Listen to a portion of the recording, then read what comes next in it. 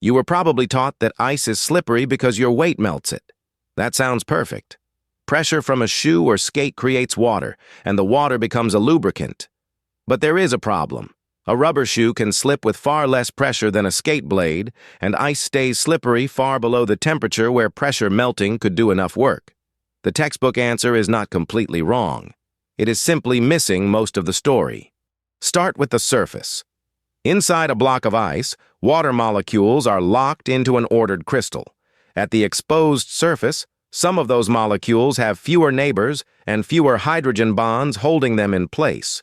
The topmost layer is therefore more mobile and disordered than the solid below it.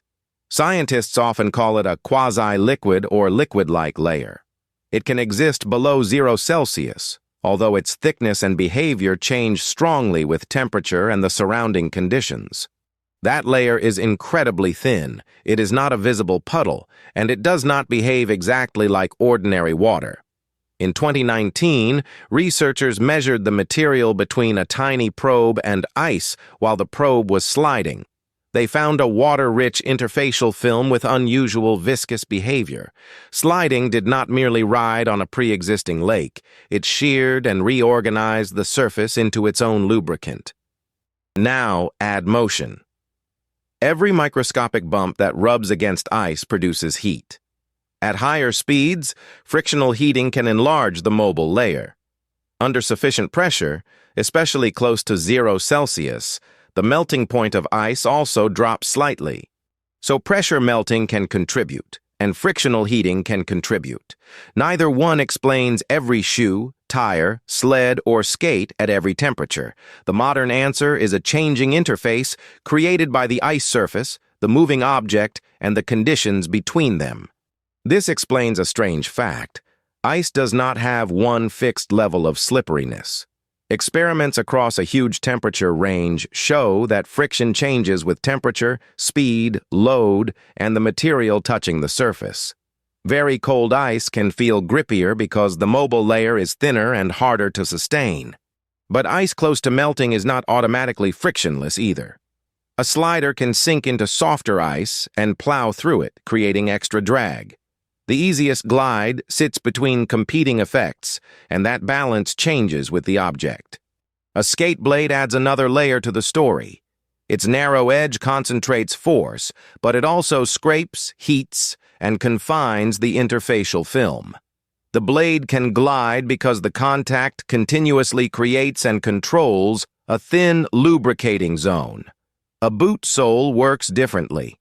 Flat rubber cannot cut through the surface like a blade, so once shear begins, the sole can lose lateral resistance suddenly. That is the surprise you feel when one normal step becomes a fall. Recent molecular simulations add an even stranger possibility. In very cold sliding, the near-surface crystal may become amorphous, still made of water molecules, but disordered by displacement rather than melted by heat. In those simulations, the damaged layer can self-lubricate without becoming ordinary liquid water first. This is recent evidence from models, not the final word. But it helps explain why the old one-sentence story keeps failing. The practical lesson is that traction must change the interface. A rough, flexible sole creates more opportunities to interlock with surface texture. Ice cleats go further by penetrating the surface, replacing uncertain sliding friction with mechanical grip. Shorter steps also keep the force closer beneath your body, giving a sudden sideways slip less leverage. None of these methods makes ice safe, but each attacks a real part of the mechanism. So why is ice slippery? Because its surface is not simply the solid floor it appears to be. The top molecular layers are mobile. Sliding shears and sometimes warms them. Pressure can matter near melting. Roughness and softness can add drag. At extreme cold, disorder may lubricate the contact without conventional melting. The real answer is not one cause. It is a self-changing interface only a few molecules thick, hiding beneath every step. That is the pattern behind everyday mysteries. Ordinary things become strange when you look closely enough.